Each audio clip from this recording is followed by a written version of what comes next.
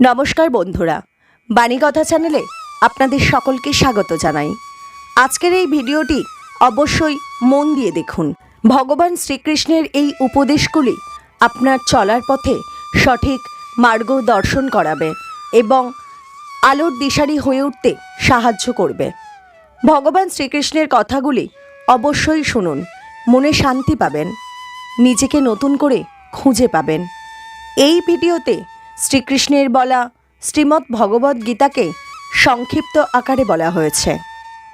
শ্রীকৃষ্ণের বলা এই উপদেশগুলি এতটাই মূল্যবান যে কেউ যদি জীবনে সঠিকভাবে এই উপদেশগুলি পালন করে তাহলে তার জীবন বদলে যাবে এবং সে এক সুন্দর, সুখী ও শান্তিপূর্ণ জীবন কাটাতে পারবে। ভিডিওটি শুরু করার আগে যারা এই চ্যানেলে নতুন তারা অবশ্যই চ্যানেলটি সাবস্ক্রাইব করুন আর বেল বাটনে প্রেস করে রাখুন আরও এই রকম নতুন নতুন ভিডিও পেতে। ভিডিওটি দেখে ভালো লাগলে একটি লাইক করবেন এবং সবাইকে শেয়ার করবেন যাতে তারা এই ভিডিওটি দেখে উপকৃত হয়, এবং কমেন্ট বক্সে জয় শ্রীকৃষ্ণ লিখতে ভুলবেন না। তাহলে আসুন শুরু করি। এই সংসারে জয়লাভ করার জন্য, সাফল্য লাভের জন্য শক্তি, ধৈর্য, সাহস, মিত্রদের সঙ্গ, এই সব ছাড়া আর কি আছে যা অত্যন্ত প্রয়োজনীয়? বিশ্বাস। সত্যি কথা বলতে এই বিশ্বাস অত্যন্ত অমূল্য, কিন্তু এটা দুদিক খোলা তলোয়ারের মতো।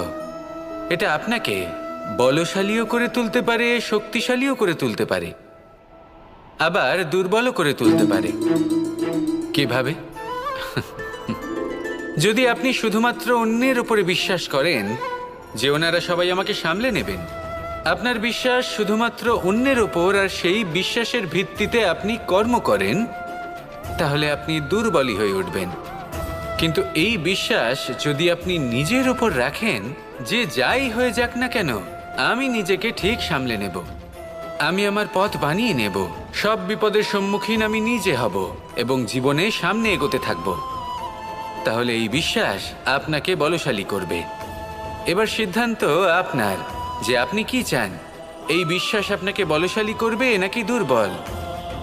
ভেবে দেখুন আর আমার সাথে ভালোবেসে বলুন, রাধা রাধা। কথায় আছে যে স্বপ্ন এবং লক্ষ্য হলো একটি মুদ্রারই দুটি দিক। যতক্ষণ না স্বপ্ন দেখছেন ততক্ষণ বুঝবেন কি করে আপনার লক্ষ্য কি? স্বপ্ন দেখে যদি নিজের লক্ষ্য বুঝতে পারেন, সেটা পেতে চান, তবেই সেটা লাভ করতে পারবেন। কিন্তু স্বপ্ন এবং লক্ষ্য এই দুইয়ের মধ্যে একটা ভারসাম্য রয়েছে যেটা বজায় রাখা প্রয়োজনীয়। একে আমরা বলে থাকি পরিশ্রম। দেখুন, যদি আপনি স্বপ্ন দেখতে চান তাহলে পরিশ্রম ত্যাগ করে নিদ্রা লাভ প্রয়োজন, কিন্তু যদি আপনি লক্ষ্য লাভ করতে চান তাহলে আপনাকে নিদ্রা ত্যাগ করে পরিশ্রম করতে হবে। তাই আলস্য ত্যাগ করুন এবং সিদ্ধান্ত নিন যে আপনি কি চান। আপনার জীবনের এই তুলাদণ্ডে স্বপ্নের পাল্লা ভারী হওয়া প্রয়োজন নাকি লক্ষ্যের? আমার মতে এই দুইয়ের মধ্যে যদি ভারসাম্য বজায় রাখেন তবে পথ নিজে থেকেই সামনে আসবে। শুধু সেই পথে অগ্রসর হতে থাকুন এবং আমার সাথে ভালোবেসে বলুন, রাধা রাধা। বস্ত্র আমাদের সকলের প্রিয়, এটা আমাদের জীবনযাপনের জন্য প্রয়োজনীয়। আমরা সবসময় চেষ্টা করি সেই বস্ত্র পরতে যা পরলে আমাদের দেখতে ভালো লাগে। কিন্তু কখনো এই কথা ভেবে দেখেছেন যে কিছু বস্ত্র যদি স্বচ্ছ হয় তাহলে তা পুরনো হলেও দেখতে ভালো লাগে? ঠিক তেমনই, যেমন কোনো খাবার যদি মশলাদার না হয়, অত্যন্ত সুস্বাদু নাও হয়, কিন্তু যদি তা গরম হয়, টাটকা হয়, তাহলে খেতে ভালোই লাগে। ঠিক সেইভাবেই যদি কোনো ব্যক্তি সুন্দর নাও হয় কিন্তু তার কথা খুবই মধুর হয়, তাহলে সেই ব্যক্তি সকলের প্রিয় হয়। কোনো ব্যক্তি যদি ধনবান নাও হন কিন্তু তিনি যদি গুণী হন তাহলে এই সংসারে সম্মান লাভ করেন।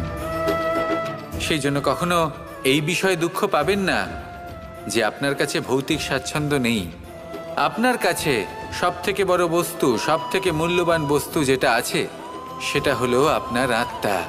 আপনার মন, আপনার বিচারধারা, আপনার গুণ, আপনার কথা, এগুলো সবসময় শুভ রাখুন এবং সবসময় নিজের সাথে রাখুন।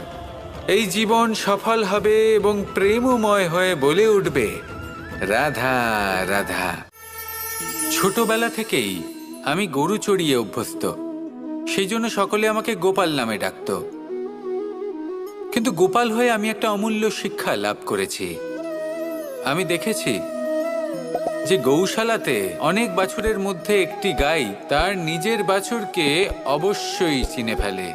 যেখানে সমস্ত বাছুর একই রকম দেখতে এবং প্রত্যেকের স্বরও সমান, তারপরেও সকল বাছুরের মধ্যে নিজের বাছুরকে ঠিক চিনতে পেরে যায় এবং তার সাথেই থাকে।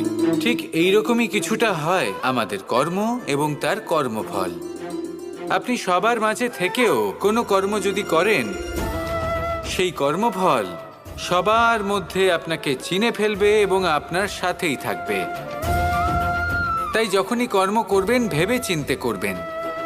কোনো কর্ম করার আগে একবার ভেবে দেখুন, তাহলে জীবনে বারংবার অনুতপ্ত হতে হবে না। কারণ বিষয়টা কিছুটা এরকম যে এই সংসারে আপনি কাল, কর্মফল এবং সময়, এই তিনের হাত থেকে কখনো লুকোতে পারবেন না, কখনো পালাতেও পারবেন না। আসুন আমার সাথে ভালোবেসে বলুন, রাধা রাধা। জন্ম এবং মৃত্যু, একটি হলো জীবনের সূত্রপাত, আরেকটি জীবনের সমাপ্তি। এটা হলো একটি চক্র এবং প্রত্যেক চক্রের মতোই এটাও যেখান থেকে শুরু হয় সেখানে এসেই সমাপ্ত হয়। অর্থাৎ প্রত্যেক ব্যক্তি যারা জন্ম নিয়েছেন তার জন্মের সাথে এটা সুনিশ্চিত হয়ে যায় যে তার মৃত্যু হলো অবশ্যম্ভাবী। এই সংসারে এমন কিছুই নেই যা চিরকালের মতো থেকে যায়। এবার এটা আমরা সবাই জানি। আমাদের কাছে যে জীবনটা আছে, যেটা আমরা যাপন করতে পারি, সেই সময়কালে আমরা কি করতে পারি সেটা গুরুত্বপূর্ণ। এমন কিছু করুন যার ফলে মৃত্যুর পরেও আপনি অমর হয়ে থাকবেন। আমাদের কথা, আমাদের কর্ম এই সংসারে প্রেরণা প্রদান করতে পারে। আর যদি আমরা প্রেরণা নাও জোগাতে পারি, তাও এই সন্তোষ বোধ যেন থাকে যে আমরা আমাদের জীবন ব্যর্থ হতে দিইনি। এই জীবন যাপন করার ইচ্ছেতেই আমরা সময় ব্যর্থ করে দিই। আর এই জীবনকে যাপন করার সর্বশ্রেষ্ঠ উপায় হলো এটাই যে কখন আমাদের মৃত্যু হবে, কিভাবে আমাদের মৃত্যু হবে, এই চিন্তা ত্যাগ করে যেন আমরা বর্তমানে বেঁচে থাকি, আজকে বেঁচে থাকি, আজকে দাঁড়িয়ে কর্ম করি এবং আজ যে সংকট সামনে তার সম্মুখীন হই। ভবিষ্যতের পথ নিজে থেকেই উন্মুক্ত হবে। আপনার জীবনে অনেক বড় বড় বিপদরূপী পাথর আসবে। সেই পাথরগুলিকে এতটাই দুর্বল করে দিন যাতে সেই পথ আপনি অগ্রসর হওয়ার পরে আপনার পেছন পেছন যে সেই পথ দিয়ে আসবেন তিনিও যেন সহজেই পাথর চূর্ণ করে সামনে অগ্রসর হতে পারেন। মনে রাখবেন, আপনার প্রচেষ্টারও একটা মাহাত্ম্য আছে। যদি আপনি কোনো কেল্লার শিখরে পতাকা উত্তোলন নাও করতে পারেন, তাহলেও আপনার প্রচেষ্টার যে মাহাত্ম্য তা কখনো কমে যাবে না। সেই জন্য প্রচেষ্টা করতে থাকুন আর আমার সাথে ভালোবেসে বলুন, রাধা রাধা। মানুষের একটি সমস্যা আছে যে মানুষ সাফল্যকে মাপতে থাকেন, লক্ষ্যপ্রাপ্তিকে মাপতে থাকেন এবং তার তুলনা করতে থাকেন যে ও এত কিছু পেল আর আমি পেলাম না, ওর কাছে এত কিছু আছে কিন্তু আমার কাছে নেই। এই তুলনা করার জন্য ওনারা দুঃখী হয়ে পড়েন, নিরাশ হয়ে পড়েন। তাই আমি একটা প্রশ্ন করছি যে এটা কি উচিত? এই সংসারে আপনি কি নিয়ে তুলনা করবেন, যেখানে সূর্যদেব চন্দ্রমা দুজনেই আছেন, দুজনেই হলেন বিশেষ, দুজনেই নিজ নিজ সময়ে উদিত হন। এদের মধ্যে একজন না থাকলে তাহলে আমাদের জীবন কঠিন হয়ে পড়বে। ঠিক সেইভাবেই আপনি যদি একটা বড় রেখা অঙ্কন করেন তাহলে অন্য রেখাটি ছোট হয়ে পড়ে না, সে তেমনই থাকে যেমনটা সে ছিল। আপনার অস্তিত্ব কখনো ছোট বা বড় হতে পারে না। শুধু তুলনা করার জন্য আপনার এটা মনে হতে পারে। যদি আপনি যুদ্ধ করতে চান, আপনার তলোয়ারের প্রয়োজন পড়বে। যদি বস্ত্র তৈরি করতে চান, এত বড় তলোয়ার দিয়ে কিছুই হবে না, তখন প্রয়োজন পড়বে একটা ছোট্ট সূচের। তাই তুলনা করবেন না, না নিজেকে ছোট মনে করবেন না অন্য কাউকে। সবার সাথে সহযোগিতা করুন, আর যদি তুলনা করতেই হয় নিজের সাথে করুন যে কাল আমি কেমন ব্যক্তি ছিলাম, আজ কি তার থেকে শ্রেষ্ঠ হয়ে উঠতে পেরেছি? ভেবে দেখুন ভবিষ্যতে গিয়ে আপনি কতটা শ্রেষ্ঠ ব্যক্তি হতে পারেন। আসুন আমার সাথে ভালোবেসে বলুন, রাধা রাধা। মানুষ বলে থাকেন যে জীবনে সময়ের পূর্বে এবং ভাগ্যের থেকে বেশি কিছুই পাওয়া যায় না। এটা যার যার নিজের বক্তব্য। আমি বলবো এই সময় আসলে কি?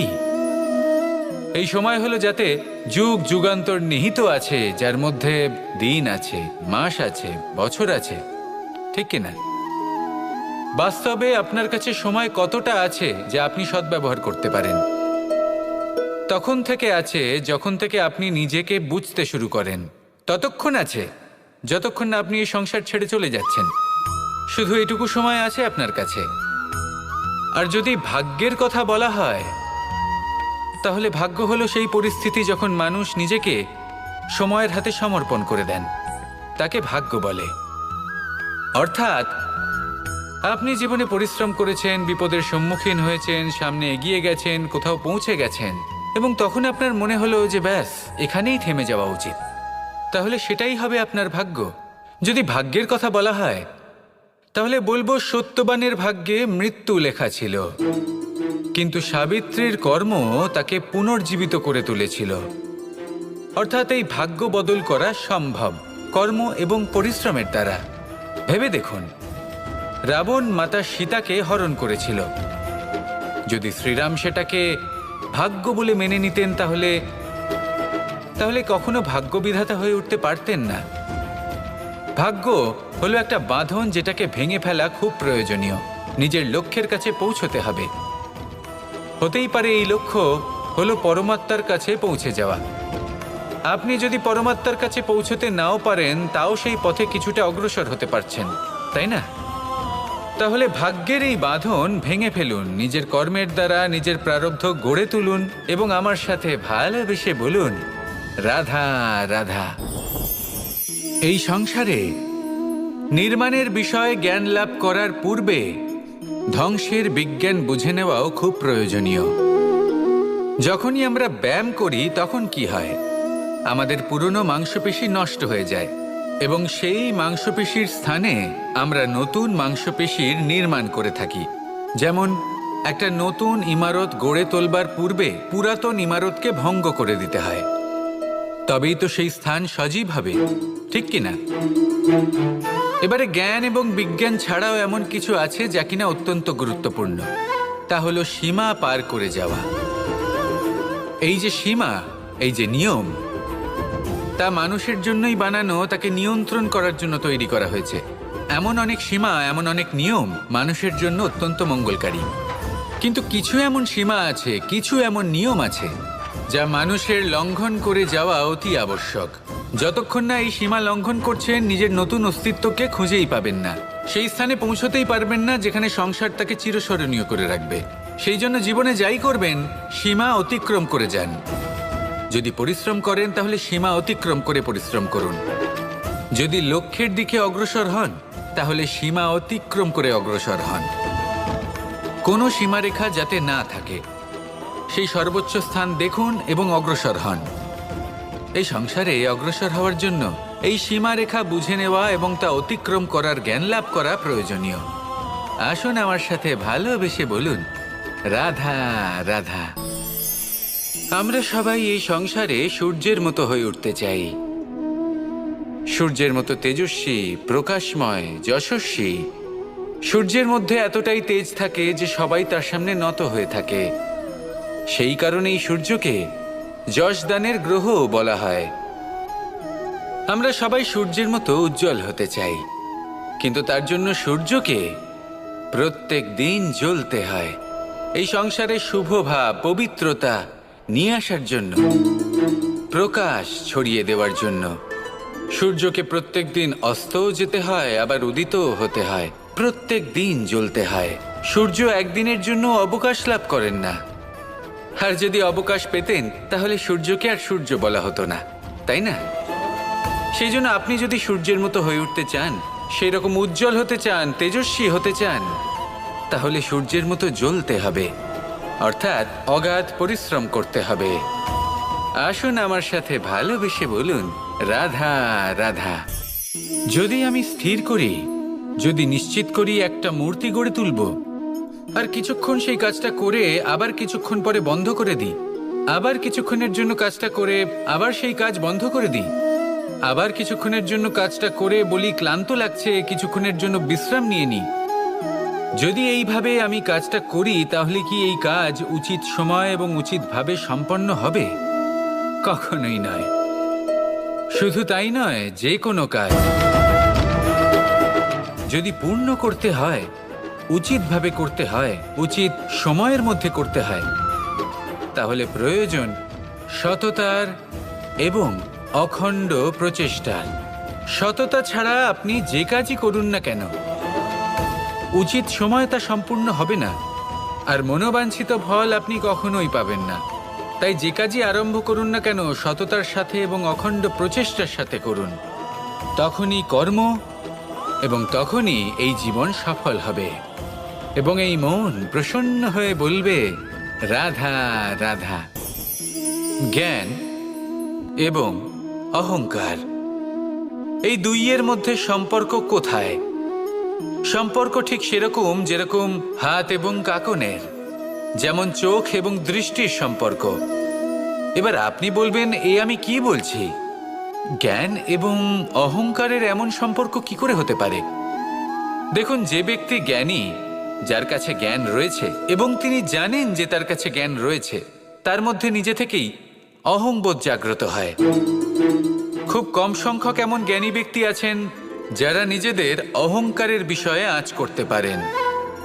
প্রকৃত জ্ঞানী হলেন তিনি, যিনি নিজের জ্ঞানের সদ্ব্যবহার করে অহংকারকে দূর করেন। উচিত সময়ে বুঝে যান, নিজের অন্তর যাচাই করে এই বিষয়টা দেখেন যে তার অন্তরে অহংবোধ জাগ্রত হচ্ছে এবং নিজেকে সেখানেই থামিয়ে দেন, যাতে অহংকারের পথে তিনি অগ্রসর না হয়ে যান। এই অহংকার কখন উচিত, কখন অনুচিত, কখন প্রয়োগ করা উচিত, উচিত নয়, কখন বাধা দেওয়া উচিত, এটা শেখা অত্যন্ত প্রয়োজনীয়। আর যদি এটা আপনি শিখতে পারেন, তাহলে আপনি একজন জ্ঞানীও হয়ে উঠবেন এবং সুখীও থাকবেন। তাই মনে রাখবেন, এই জ্ঞান নিয়ে কখনোই অহংকার করবেন না, বরং সবসময় নিজের অহংবোধের বিষয়ে প্রকৃত ধারণা রাখবেন। আসুন আমার সাথে ভালোবেসে বলুন, রাধা রাধা। এই সংসারে সব থেকে বেশি কঠোর এবং বলশালী ধাতু হলো লৌহ, অর্থাৎ লোহা। হয়তো সেই জন্যই সকল অস্ত্র, সকল শস্ত্র, সকল বাহন যখনই এদের নির্মাণ হয়, তখন সব থেকে বেশি ব্যবহার এই লোহাকে করা হয়। এবার এই লোহার একটা বিশেষ গুণ রয়েছে, সেটা এটাই যে লোহাকে আপনি অন্য কোনো ধাতু দিয়ে কাটতে পারবেন না। লোহা দ্বারাই লোহাকে কাটা সম্ভব। এবার এটা কিভাবে সম্ভব? যে লোহাকে কাটতে হবে তাকে গরম করা হয়, যে লোহা দ্বারা কাটতে হবে সেটাকে ঠান্ডা রাখতে হয়। অর্থাৎ ঠান্ডা লোহা দ্বারা গরম লোহা কাটা হয়। এবার এই যুক্তি, তার প্রয়োগ আমাদের জীবনেও করা যেতে পারে। যদি আপনার কাছে শক্তি থাকে, যদি আপনি বুদ্ধিমান হন, আর যদি আপনার মন স্থির হয়, শান্ত হয়, তাহলে এই সংসারকে আপনি বদলাতে পারবেন। কিন্তু যদি আপনি শক্তিশালী হন, বুদ্ধিমান হন, কিন্তু আপনার মন অস্থির হয়, আপনার মন স্থির না থাকে, কোথায় কোথায় আপনি রেগে যান, তাহলে আপনি কখনোই সংসার বদলাতে পারবেন না।